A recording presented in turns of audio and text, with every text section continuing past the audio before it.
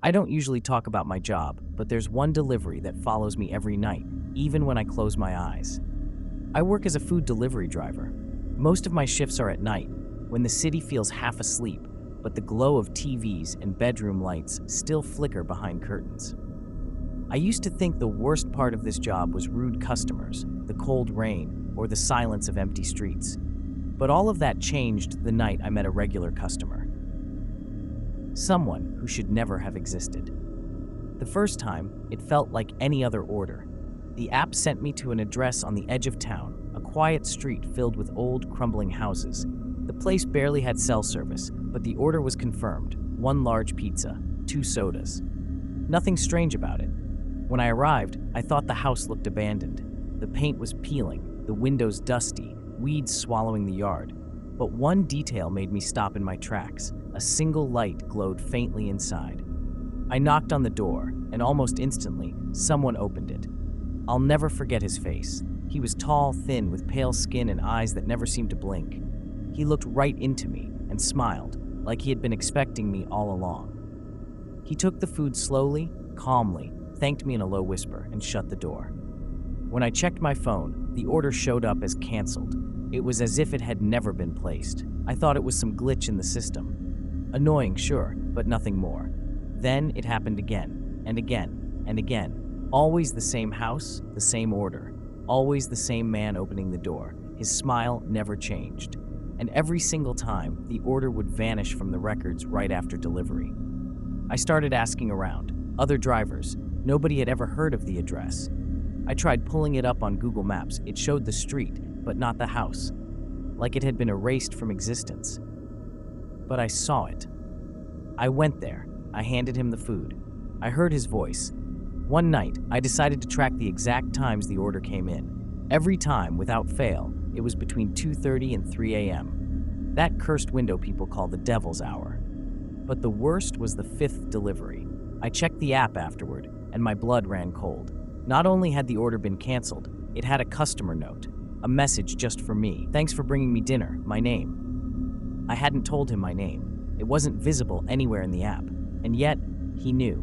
Now, every time I pull up to that house, I feel movement behind the windows. Like shadows shifting in the rooms. Like more people are in there, waiting. And still, I keep taking the order. I don't know why. The 6th delivery was when I realized he didn't just want the food. He wanted me. That night, I almost refused the order. I saw the notification pop up on my phone. Same address, same items, and my stomach twisted. My finger hovered over decline, but instead, almost against my will, I accepted. Driving there felt different. The streets were emptier than usual, darker. No dogs barking, no cars passing, just silence. When I reached the house, the light inside was brighter than before, spilling pale yellow through the curtains like it was trying to lure me in. I knocked. No answer. I knocked again. This time, the door creaked open on its own. The bag in my hand felt heavier than it should have, my fingers slick with sweat. "Hello?" I called, my voice too loud in the silence. From deep inside the house, I heard footsteps, slow, deliberate. Then his voice, low and echoing. "Come in, leave it on the table." I froze. My job never required me to step inside. I should have left. But something in me, curiosity, fear, maybe both, pushed me forward. The inside of the house was worse than the outside. Dust coated the air, the smell of damp wood and mold choking me as I walked in. The furniture looked decades old, draped in sheets. The only thing uncovered was a wooden table in the center of the living room. Its surface was scratched with marks, symbols, circles, things I didn't recognize. I set the bag down quickly, eager to leave. That's when I saw it. On the table beside the food, there was a photograph. It was me, standing at the door, holding a delivery bag. My face pale, my eyes wide, taken from inside the house. My blood went cold. I turned, ready to bolt, but he was there. The man, standing in the hallway, smiling. "You're right on time," he whispered. I stumbled back, almost tripping over the table. "How do you know my name? How did you get this picture?" He tilted his head, like the question amused him. "You've been coming here for weeks. Did you think you could keep walking away?" The air around me felt heavier, pressing against my chest. I could hear something else now, movement upstairs. Not footsteps, more like crawling. I backed out of the house, heart pounding so loud it drowned out everything else. When I reached my car, I didn't look back. I just drove. But when I checked my phone later, I saw something that made me nearly crash the car. Another note attached to the delivery. Next time, don't run, we're waiting. I should have stopped then, blocked the address, reported it. But the truth is, part of me needed to know what they wanted, and that curiosity would be the last mistake of my life. The last delivery wasn't about the food, it was about me. The order came in at 2:37 a.m., same address, same items. My hands shook as I accepted it, like I didn't even have control anymore. Something was pulling me back there, and I couldn't fight it. The drive felt endless. The city lights vanished behind me, and soon there was only the darkness of the empty road. When I finally reached the house, I noticed something different. Every window was lit, dozens of glowing squares staring at me like eyes. The front door was already open, waiting. I stepped inside, holding the bag like a shield. The air was thick, damp, and humming with a faint sound, low whispers, overlapping voices speaking words I couldn't understand. They weren't coming from one person. They were coming from upstairs, downstairs, everywhere. The table was gone. In its place was a circle drawn on the floor, blackened symbols burned into the wood. The walls were lined with photographs, dozens of them, all of me.